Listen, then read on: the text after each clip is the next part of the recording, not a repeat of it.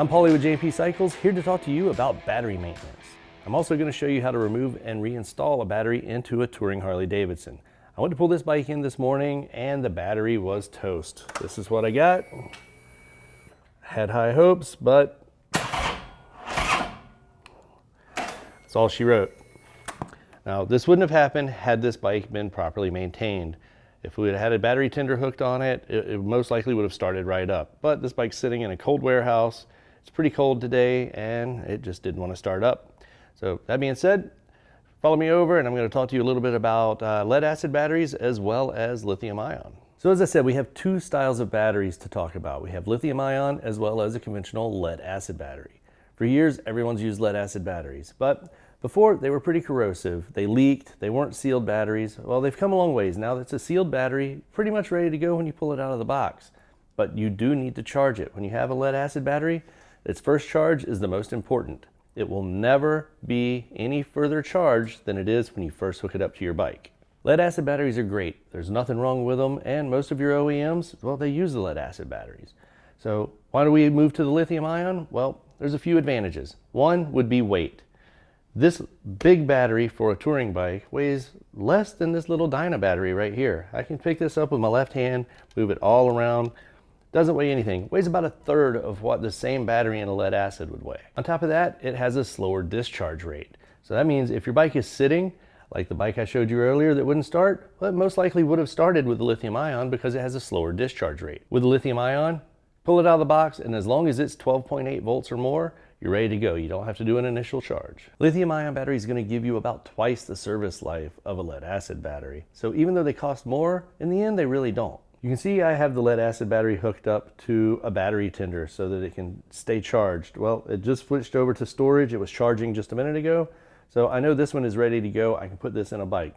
Now this one, I don't have to charge initially, but if I want to maintain it, I have to use a different charger. It will require a lithium ion battery charger. I have one here from Bike Master. It's a really nice unit, and it also has the hookup, so when I put the battery in, I can have the pigtail sticking out, so I can use this as a maintenance trickle charger. When the lithium ion batteries first came out a few years back for motorcycles, they were kind of a universal size. It was a small battery, and then you had to get some form of foam or something like that to fill the battery space on your bike. Well, that's no more. With the twin power, it's the exact same size as the OEM battery. It's going to drop right in, and it's going to work just as normal.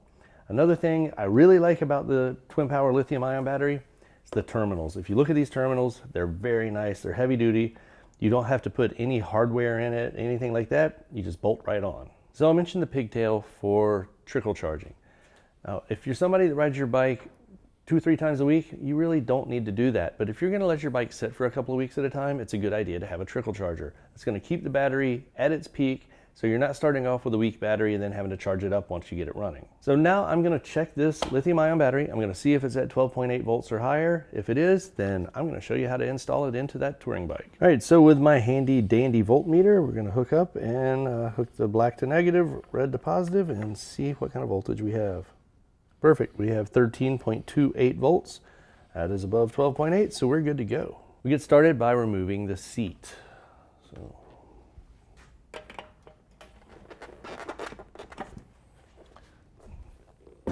So with the seat off, I'm going to remove these 2 T40 bolts right here.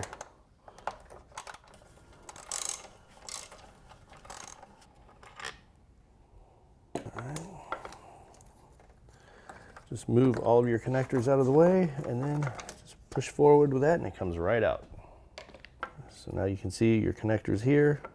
Be sure when you disconnect that you don't accidentally drop one of your wires. You don't want that to happen. Grab the strap, and that'll help you lift the battery right out of place. So now I'm going to put the new battery in. You also notice on the new battery, it does have a rubber mat on the bottom. It's another thing about the lithium ion, they do have superior vibration resistance.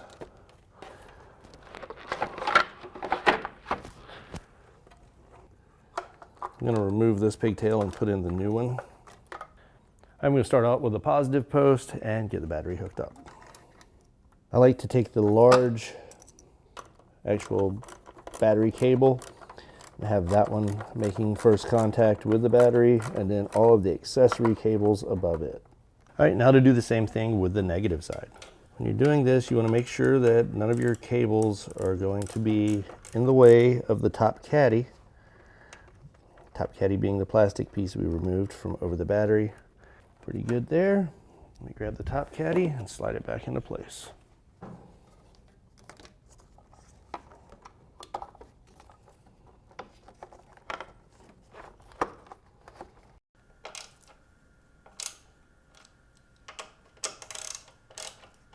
Now I'll slide my ECM into place.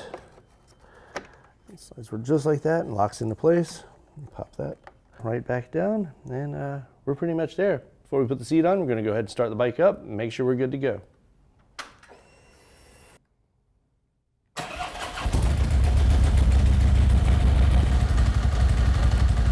So that's the installation. Pretty simple process. This is something you should be able to do at home and start saving money. I've taught you a little bit about battery maintenance, a little bit about batteries, and I've shown you how to do your battery.